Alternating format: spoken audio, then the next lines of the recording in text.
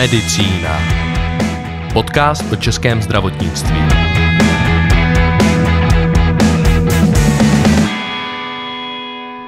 Nemocné ledviny má každý 10. člověk, aniž by o tom třeba věděl. Když zcela selžou, je řešení pouze dialýza nebo transplantace. O ledvinové prevenci, ale také o transplantacích a značných dopadech pandemie koronaviru na ledviny si týden před Světovým dnem ledvin, který si celý svět připomíná každý druhý čtvrtek v březnu, povídám s primářem dialyzačního střediska B. Braun a Vitum v Třinci, Romanem Kantorem. V Česku bylo v roce 2021 kolem 7 000 dialyzovaných pacientů a zhruba 4 500 lidí žilo s transplantovanou ledvinou. Loni bylo u nás transplantováno 456 ledvin. Na novou ledvinu aktuálně čeká přes 400 lidí. Poslední studie ukazují, že COVID až trojnásobně zvyšuje riziko, že pacient skončí na dialýze. Primář dialyzačního střediska B. Braun a Vitum v Třinci, nefrolog Roman Kantor, je dnešním hostem podcastu Medicína. My se s Romanem známe už přes 10 let, tak snad to nevadí, že si budeme tykat. Romane, ahoj. Ahoj, Lucko. Ledviny a COVID jsou pořád určitě nejaktuálnější téma tady na dialyzačních střediscích. Jak jsme na tom teď? Jsou pořád ještě covidové, necovidové směny, nebo jak to v tuhletu chvíli vypadá? Musím říct, že naštěstí ten Omikron zamíchal kartama v tom dobrém směru. To znamená, pacienty s covidem ještě pořád máme na našich dialyzačních střediscích, ale naštěstí většina těch průběhů je rozhodně lepší, než jsme viděli před půl rokem v těch minulých vlnách. A dá se říci, co tedy COVID s ledvinami po té medicínské stránce s pacienty na dialýzách udělal? Dá se říct, že COVID vlastně s ledvinama neudělal skoro nic, protože pacienti, kteří k nám chodí na dialyzační léčbu, to vlastně ledviny už nepotřebují ke svému životu a my jim je nahrazujeme pomocí dialýzy. Bohužel COVID jako takový ovšem se podepsal na populaci dialyzovaných pacientů v celé České republice, na celém světě. Dialyzovaní pacienti a transplantovaní pacienti bohužel patřili k té nejohroženější skupině lidí vůbec a viděli jsme to na té obrovské smrtnosti této nemoci. To znamená, jestli na COVID umíral každý stý pacient v běžné populaci, tak u nás to bohužel bylo kolem 20 až 30% se pohybovala smrtnost tohoto onemocnění a bohužel s mnoha pacienty jsme se rozloučili navždy. A co se týče těch pacientů, kteří chodí do nefrologických ambulancí, protože jsem se špatně vyjádřila, ti, kteří ještě ty ledviny mají funkční, ale už vědí, že tam nějaké problémy jsou. Došlo tam třeba k nějakému urychlení toho selhání těch ledvin, anebo zde žádný trend nevidíte? Jako jednotlivý lékař asi těžko zpozoruje nějaký trend a nemůžu říct, že bychom měli nějak víc pacientů, ale objevila se studie docela na velkém počtu pacientů, která ukázala, že COVID opravdu zanechává za sebou jízvy a opravdu urychluje onemocnění. Větší procento pacientů, kteří měli již selhávání ledvin, progreduje a i počet pacientů, kteří skončí na dialýze u těch pacientů, kteří prodělali COVID, je téměř trojnásobně vyšší než u těch, co neprodělali. To znamená, to riziko se výrazně zvyšuje po prodělání COVIdu. To se jedná o tu americkou studii, na kterou ty jsi se díval a vyhodnocoval si ji vlastně parafrázoval. Tady nutno říci, že ten vzorek byl opravdu robustní. Jednalo se o 1,7 milionů zdravých vlastně jedinců a z toho zhruba 90 000 COVID pozitivních pacientů. Jak tedy se dá ta studie interpretovat? Dá se interpretovat tak, že nás čeká období, kdy se může objevit větší počet pacientů v našich ambulancích a může se objevit i větší počet pacientů na dialýze, protože ta studie se zabývala pacienty, kteří COVID prodělali. To znamená, nezabývala se těma, co zrovna prodělávají COVID, ale vlastně dlouhodobými následky. A my to taky vidíme, i když to nemáme statisticky zpracováno, tak vidíme, že v těch ambulancích i na dialýzách se nám objevují pacienti, o kterých jsme předtím třeba i nevěděli. Že najednou mají zhoršené onemocnění ledvin, které předtím měli v lehkém stupni a tudíž jsme je třeba ani neznali, protože se nedostavili do nefrologické ambulance a najednou je tam máme. A i na těch dialyzačních střediscích vidíme, že po určitém poklesu dialyzovaných pacientů na mnohých dialyzačních střediscích opět začíná narůstat počet trvale dialyzovaných pacientů, takže asi to odpovídá té skutečnosti z té studie. Takže si myslím, že ti pacienti, kteří nás opustili, budou velmi brzo nahrazeni těmi, kteří bohužel dospějí do selhání ledvin a budou se dál dialyzovat. Takže se dá tedy říci, že vlastně kdokoliv, kdo prodělal onemocnění COVID-19, má vyšší riziko onemocnění ledvin? Je to třeba ale samozřejmě brát v té perspektivě. To znamená, my sice víme, že člověk po prodělání covidu má jakoby 3x větší riziko selhání ledvin, ale je třeba si uvědomit, že se běžně objevuje těch lidí se selháním ledvin relativně malé množství, takže nedá se tak říct, že už jsem prodělal covid, tak už se končím na dialýze. To rozhodně bych nechtěl šířit poplašnou zprávu, ale my víme, že prostě to riziko je větší, takže s tím musíme pracovat. Takže vlastně předcházení toho rizika, o tom je právě Světový den ledvin nebo obecně prevence. Já bych možná připomněla v tuhletu chvíli, že existují webové stránky ledvinovákalkulačka.cz, kde si vlastně každý může orientačně spočítat riziko onemocnění ledvin. Jak ta prevence probíhá, anebo i z tvého pohledu, jak by měla probíhat, a teď i z toho obecnějšího pohledu, protože k praktickému lékaři bychom měli chodit minimálně jednou za 2 roky. Je to tak? Máš tu zkušenost, že lidé opravdu chodí aspoň jednou za 2 roky na celkovou prohlídku? To opravdu nevím, protože nepracuji jako praktický lékař. Já jenom vím, že Světový den ledvin vznikl před několika lety a my jsme byli vlastně první, kteří jsme se přihlásili k tomu Světovému dni ledvin a využili jsme toho data 2. čtvrtku března, kdy si celá světová komunita připomíná význam ledvin, význam onemocnění ledvin a my víme, že ta prevence se týká všech zdravotních komplikací a víme, že roste s věkem riziko selhání ledvin nebo poškození ledvin. Víme, že roste riziko z poškození ledvin s civilizačními nemocemi, to znamená, jak se málo hýbeme, jak špatně jíme, jak máme vysokou váhu, nedej bože, když kouříme, a nebo když máme vysoký tlak neléčený a jiné nemoci, tak ty rizika se sčítají a narůstají. A proto my apelujeme, aby pacient věděl, nebo obecně populace věděla, že kromě srdečního onemocnění máme i ledvinová onemocnění a jak vždy zdůrazňujeme, ledviny nebolí, to znamená málo kdo o tom víme, že máme nemocné ledviny, a na druhou stranu zjistit, jestli ty ledviny jsou zdravé nebo ne, se dá opravdu velmi jednoduše návštěvou svého praktického lékaře. České nefrologické společnosti se podařilo prosadit vyšetření kreatininu v krvi, což je takové základní vyšetření jednoduché, kdy praktický lékař v rámci celého screeningu krevního zaškrkne odběr kreatininu a ví, jestli ledviny pracují nebo nepracují, nebo jsou oslabené, a v ten moment může dále s pacientem pracovat. Buď sám si hlídá pacienta, nebo ho pošle na další odborná vyšetření. Takže chceme vědět nebo mít to povědomí v populaci, že ledviny tím, že nebolí, tak jsou zrádné a je třeba se zaměřit hlavně na všechny rizikové faktory, které doprovázejí onemocnění nebo vedou k onemocnění ledvin. A jak to samotné preventivní vyšetření vypadá, když přijde člověk na vyšetření, a to ať na celkové vyšetření, anebo jenom právě na to, aby si nechal zkontrolovat ledviny, co to obnáší? Jak jsem řekl, to vyšetření ledvin nebo funkce ledvin je opravdu součástí té celkové prohlídky. To znamená, úplně na prvním místě je třeba změřit krevní tlak u svého praktického lékaře, podívat se na váhu, na životosprávu, a z odběru krve a perspektivem a moči se dá krásně zjistit, jestli je podezření na nějaké onemocnění ledvin z močového nálezu. Pokud máme moč čistou, nemáme krev, bílkovinu, tak se dá předpokládat, že ledviny nejsou nemocné zásadním způsobem, ale samozřejmě nevyloučíme úplně všechno. A v okamžiku, když se vezme krev, udělá se odběr na stanovení kreatininu a kreatinin je v normě, tak víme, že se zásadním způsobem nemusíme obávat o to, že bychom měli oslabené ledviny. A pokud tam nějaký nález je a praktický lékař tedy člověka odešle do specializované nefrologické ambulance, tak co tam se dál s pacientem děje? Jaká jsou ta další vyšetření? Tak tam už se zaměřujeme na konkrétní podezření, které máme, s kterým nám vlastně pacienta praktický lékař odeslal. To znamená, máme celý set vyšetření krevních, močových a plus pomocná vyšetření typu ultrazvuku, CT a podobně, a pátráme vlastně po tom, co se těm ledvinkám děje, jaké tam je onemocnění, a pokud zjistíme specifické onemocnění ledvin, které se dá léčebně ovlivnit, tak se na to zaměříme. Z té studie, co jsme tady zmínili, i z prohlášení už dříve České nefrologické společnosti vyplývá, že v tom dlouhodobém horizontu opravdu může narůst počet dialyzovaných pacientů.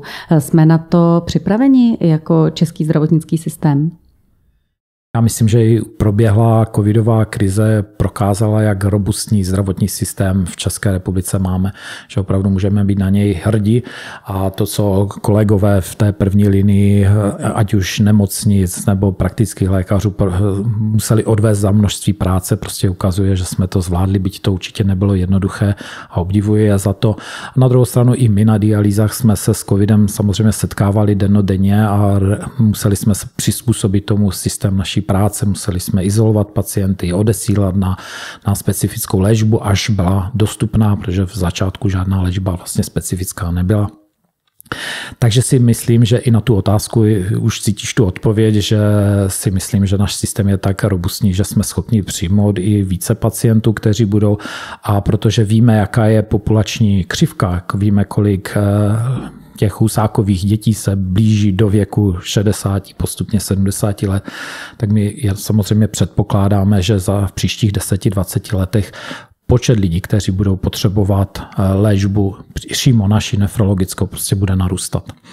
Já jsem se dočetla, že nyní je v Česku nejvíce atestovaných nefrologů za posledních 14 let, což je z toho, co ty říkáš, určitě dobrá zpráva.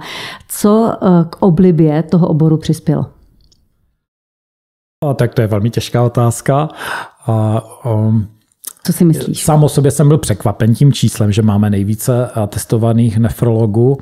A na druhou stranu vím, že spousty i nás kolegů z té první vlny z 90. let, kteří jsme se vlastně dostali k dialýze, se prostě ať chceme nebo nechceme, blížíme k důchodovému věku a proto jsem rád, že máme i nové kolegy, kolegyně, kteří získávají nefrologickou atestaci, protože samozřejmě tu práci my máme rádi a určitě ji nechceme nechat bez dalšího zajištění. To znamená, velmi rádi budeme předávat dalším generacím nefrologů. A co mě konkrétně třeba baví, protože nemůžu mluvit za ostatní lékaře, tak mě baví na tom ta rozmanitost.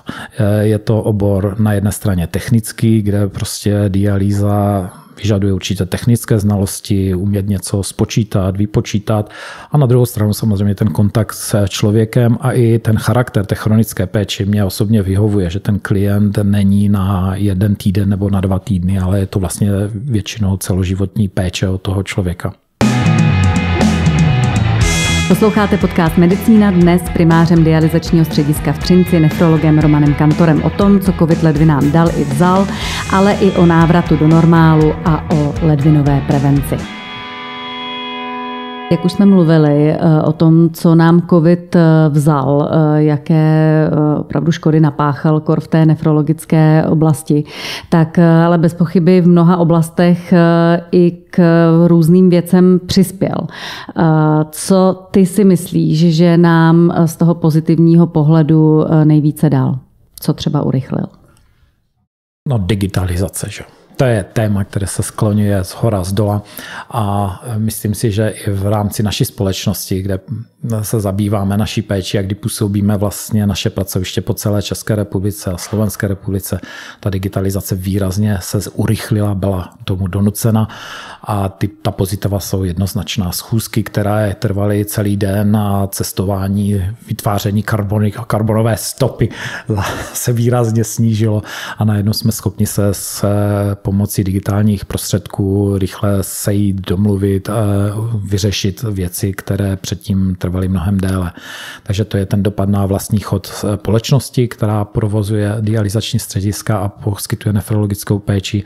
A stejně tak je to i směrem k našim pacientům a od našich pacientů k nám. Přibylo prostě pacientů, kteří si nejenom, že zavolají na e-recept a my jim ho pošleme, ale přibylo pacientů, kteří nám posílají své zprávy elektronicky, digitálně a jsme takto schopni vyřešit mnohem více pacientů, více požadavků a přitom to udělat efektivněji a stejně dobře, jako když ten pacient musí docházet a dojíždět na naší ambulanci. Takže spousty té péče se dá udělat dálkově. Takže opravdu i náhrada třeba toho reálného příchodu pacienta k nám do ambulance se nyní řeší online? Určitě se nedá nahradit kontrola klinická toho pacienta. Potřebujeme vidět zvláště pacientů, kteří mají těžké poškození funkce ledvin a blíží se k dialyzační léčbě, tak tam ten osobní kontakt, osobní vyhodnocení toho stavu, zda ještě pacient vydrží bez dialýzy další měsíc nebo týden nebo jak dlouho, bez toho osobního zhodnocení asi nepůjde, ale na druhou stranu spousty dalších jiných věcí se řešit dá. Pacient přijde na odběry, my si ho vyšetříme v ambulanci a další postup se rozhodne, až přijdou výsledky, ale ten pacient už pro ty výsledky nemusí k nám přijít osobně, už si jenom zavoláme, pošleme e-mail, odkomunikujeme digitálně a dostane termín další kontroly, takže se to dá jako snížit ten počet návštěv ze 2 na 1 a stejně tak i zpětně nám může posílat výsledky z vyšetření, na které jsme ho poslali a které nám nepřijdou automaticky elektronicky, tak nám je naskenuje, pošle a jsme takto schopni komunikovat. Zkoušíme teď na ambulanci. Program nový, novou jeho funkcionalitu, kdy pacient po registraci obdrží přístup do speciálního portálu a přes ten portál vidí jednak termíny svých návštěv a jednak je schopen si podat požadavek na nějaký lék a poslat zprávy zabezpečenou cestou a ty zprávy přistanou přímo v našem informačním systému, přímo u jeho rodného čísla, nikde se netoulají. Takže je to zabezpečený přístup a hrozně se těšíme, až to budeme zkoušet s pacienty. Takže teď jste v nějakém testovacím módu? Tak zatím to zkoušíme jenom s personálem. Jenom s personálem zatím. Ale předpokládáme, že v nejbližší době se posuneme právě na vybrané pacienty, kteří jsou právě ti digitálně schopní, a protože víme, že máme spousty důchodců, kteří někteří z nich ještě neumí ovládat techniku digitální, ale to rozložení v populaci se mění. Tak. A k tomu možná také ten COVID přispěl, že mnoho právě i starších lidí se s mobily naučilo velmi, velmi dobře a nyní už běžně i dokážou skypovat a posílat fotky. Tak třeba to k tomu přispěje taky. Je to jednoznačný vývoj a směr. Tím už si mi odpověděl na otázku, jestli to budou právě zvládat ti starší pacienti, protože ta skladba těch pacientů nefrologických kor, těch dialyzovaných, je právě spíš ta vyšší starší. Takže co si myslíš o tomto? Myslím si o tom to, že nemůžeme nic změnit ze dne na den.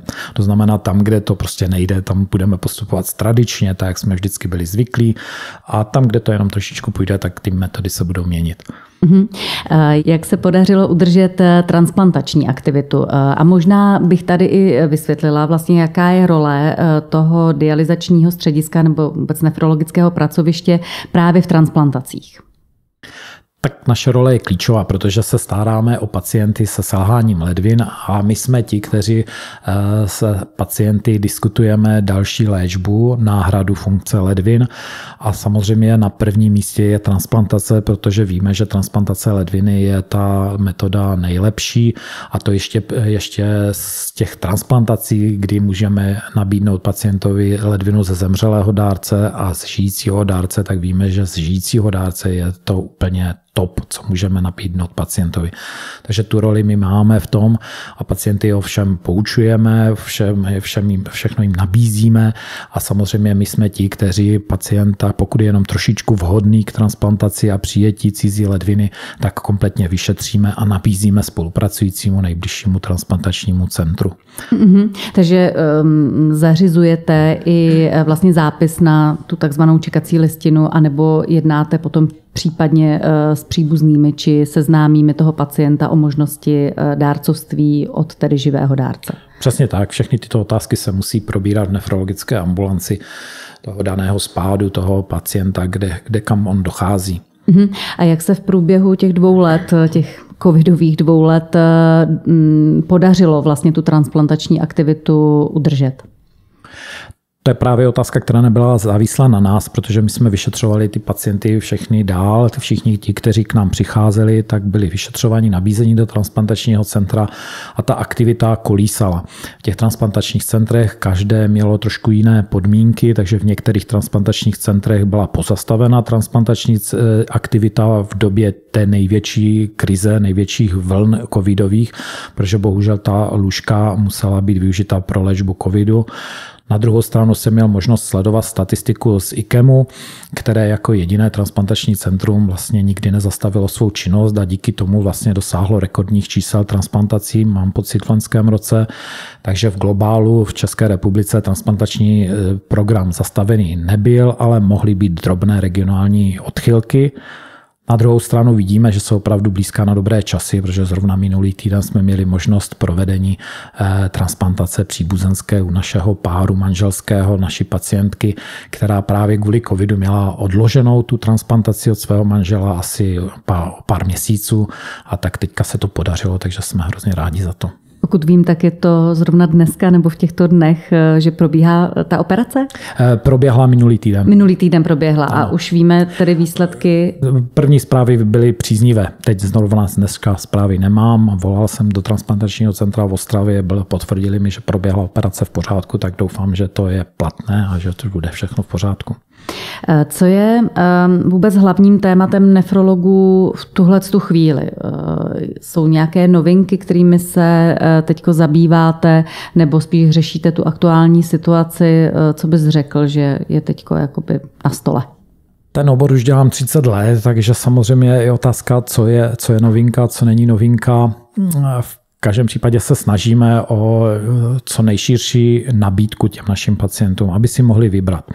My víme, že ať už je to peritonální dialýza, ať už je to dialýza, ať ve středisku, tak se dá dělat i doma. Snažíme se těm pacientům nabídnout veškeré možnosti a informace o tom, jak vlastně jsou schopni si nahradit své ledviny. A to je pro nás ta největší výzva, aby ten pacient měl možnost si vybrat podle toho svého životního stylu, vybrat si tu metodu, která mu nejvíc bude odpovídat a aby to čekání na tu transplantaci, pokud je zařazený v transplantačním programu, což bohužel velká část našich pacientů není, protože mají tolik vedlejších onemocnění, že tu transplantaci jim nedoporučujeme, tak aby tu kvalitu života měli co nejlepší a mohli se těšit svému zdraví, pokud to jenom půjde. Ono v té domácí péči vlastně ti pacienti už dneska mají možnost také výběru, buď té břišní dialýzy, o které třeba řekneš trošku více, ale v současné době vlastně se začíná zvyšovat počet i lidí, kteří se dialyzují klasicky podle vlastně stejného téměř přístroje jako na středisku, tak se tak dialyzují doma. Je to tak? Ano, trošku máme takové zmatení pojmů, protože my jsme používali termín domácí dialýza a tím jsme mysleli peritonální dialýza. To je břišní, přesně tak, kdy pacient má zavedený katetr do břicha, do dutiny břišní a dialýzu vlastně provádí tím, že provádí výměny dialyzačního roztoku v dutině břišní, buď to provádí ručně nebo pomocí přístroje. Ale v poslední době se nám objevila možnost jiná, to znamená provádět hemodialýzu, kterou známe z našich dialyzačních center, provádět v domácím prostředí. Takže domácí dialýza dnes už se nejedná peritonální dialýza, ale je to buď peritonální dialýza nebo domácí hemodialýza. Takže to je na uvedení jenom těch pojmů do latě a hemodialýza domácí je samozřejmě metoda vhodná pro některé pacienty. Nepředpokládáme, že by se měla stát dominantní metodou, protože přece jenom vyžaduje určitou schopnost toho pacienta, případně jeho okolí, tu domácí hemodialýzu provádět.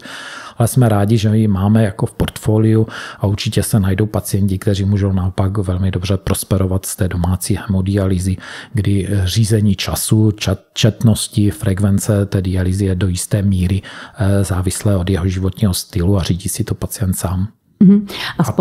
A to je, promiň, že skáču do řeči, a to je zase navázání na tu digitalizaci, protože jak v té břišní dialýze, peritonální dialýze prováděně pomocí přístroje cycleru, tak i pomocí při té domácí hemodialýze jsme vlastně do jisté míry schopni zkontrolovat a řídit tu léčbu na dálku. Ta data z těch přístrojů se automaticky odesílají do speciálních serverů zabezpečených, ke kterému má přístup právě ošetřující personál, ošetřující lékař a je schopen si zkontrolovat, jak ta dialýza probíhá, zda vůbec proběhla, jaké má parametry a případně je schopen je na dálku potom měnit ty parametry té léčby. Takže krásný příklad právě té digitalizace a té telemedicíny. A následně tedy i konzultovat přímo s pacientem, co má dělat a říct mu další postup.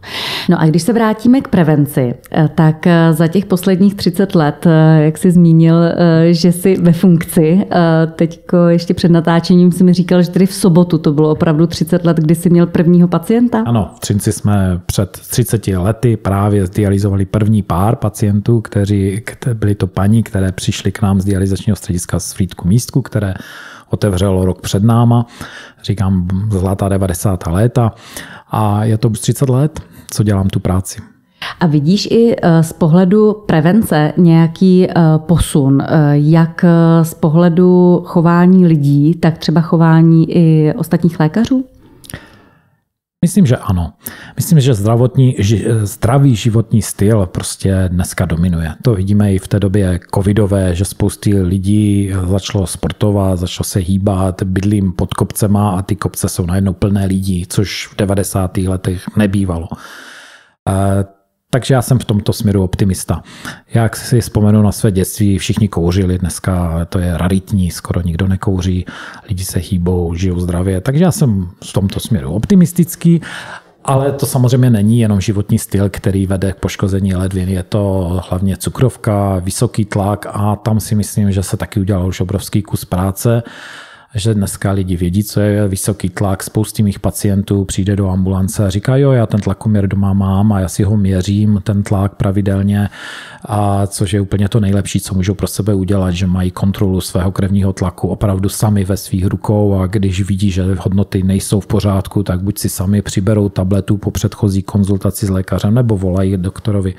Takže si myslím, že takový ten self-care, kdy ten pacient se stará o to své zdraví, je naprosto zásadní v tom, abychom mohli chránit nejenom ledviny, ale srdce, cévy a všechno ostatní. Takže v tom vidím velký posun.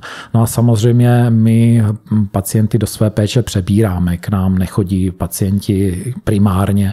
Ti pacienti jsou vyšetřeni nejdříve svým praktickým lékařem nebo jiným specialistou, urologem, diabetologem, kardiologem a všichni tyto lékaři vědí, co to jsou ledviny, berou pravidelně krevní odběry a když vidí, že hodnoty nejsou v pořádku, nezdá se jim něco, tak se bez zábran na nás obracejí a my rádi ty pacienty dovyšetříme a případně přebereme do péče a staráme se společně o tyto pacienty. Takže já jsem v tomto směru optimista a vidím, že ta spolupráce funguje velmi dobře. A vidíš v té ledvinové prevenci ještě nějakou výzvu ve smyslu, co by se mělo dělat a moc se to nedělá? Nic mě takového teď momentálně nenapadá. Spíš jako vidím, že jak jsme měli vždycky tendenci ty lidi poučovat, co mají dělat, že nemají kouřit a nemají pít a nemají žít nezdravě, tak s těma létama člověk nabývá takové zkušenosti, že ten člověk opravdu si musí o tom zdraví a o tom životním stylu rozhodovat sám. Musí mít co nejvíce informací, co je pro něho dobře, co je pro něho špatně, ale co si nakonec vybere, je opravdu na něm. A my jako lékaři nemáme ten paternalistický přístup, nebo bychom neměli je prostě za něco kárat. My můžeme ukázat cestu, můžeme jim ukázat, co je pro ně dobře, co je pro něho špatně, ale to rozhodnutí, co vlastně si z té nabídky ten pacient vybere, je čistě na něm. Možná i proto právě ledvinová kalkulačka, zase zpět k ní, protože tam vlastně si opravdu ten člověk sám před sebou může ten dotazník vyplnit a úplně jasně mu z toho vyplyne, jestli je v té rizikové skupině nebo ne a pak se sám může rozhodnout, jestli tedy s tím něco bude chtít dělat či nikoli. Přesně tak a pak záleží na žebříčku jeho hodnot, co je pro něho důležitější. Jako poslední tady mám otázku, kterou jsme možná mohli začít. Proč ledviny nebolí? No to bych taky rád věděl. A ono to totiž není úplně pravda. Je to takový slogan, protože my víme, že většina onemocnění ledvin skutečně nebolí, protože ledviny sami o sobě nejsou inervovány a tím pádem nebolí, když to onemocnění probíhá skrytě, nenápadně, jako třeba postižení cukrovkou, postižení vysokým tlakem, což jsou nejčastější onemocnění. Jsou ale onemocnění, která bolí. A když si vezmeme třeba ledvinové kameny, tak se říká, že to jsou jedny z nejhorších, nejukrutnějších bolestí a takže ten pacient, kdybychom mu řekli, že ledviny nebolí, tak by se s námi moc nepáral a asi by nám to rychle se snažil vymluvit. Ale asi to není ten případ, kdy pak vlastně dochází k tomu selhávání ledvin. Může to být případ. Samozřejmě, že močové kameny jsou z onemocnění, které pokud je neléčené a pokud ty kamínky udělají opravdu obstrukci, to znamená uzavření těch močových cest, tak může vést k selhání ledvin, takže není to tak. Jsme těsně před Světovým dnem ledvin. Co by si vzkázal lidem, kteří jenom trošku třeba přemýšlí o tom, že by měli preventivně se začít o sebe starat? Tak to je ten zdravý životní styl. Hýbat se, žít zdravě, žít s veselou myslí a občas si změřit ten krevní tlak a navštívit lékaře, když mi je přes 50, tak začít, tak jak říkám svým pacientům, jak máte nové auto, taky s ním nejezdíte do servisu, ale hold, když už má těch pár ročků, tak je třeba začít servisovat pravidelně. Tak stejně i ten člověk, prostě když se blíží k té 50, tak by si měl udělat takovou generálku u svého praktického lékaře a začít se sledovat trošičku víc. To byl Roman Kantor, primář dialyzačního střediska B. Braun a Vitum v Třinci. Romane, moc děkuju, že jsi si na nás udělal čas a přeju hodně štěstí i v dalších minimálně 30 letech. Děkuji, Lucko, za návštěvu naší dialýzy. Všechny díly zdravotnického podcastu Medicína najdete na webových stránkách medicinapodcasty.cz a také ve všech podcastových aplikacích. Pokud nám chcete napsat názor, tip nebo komentář, pište na e-mail lucie.kocourková@bbraun.com. Podcast Medicína vám přináší zdravotnická skupina B. Braun.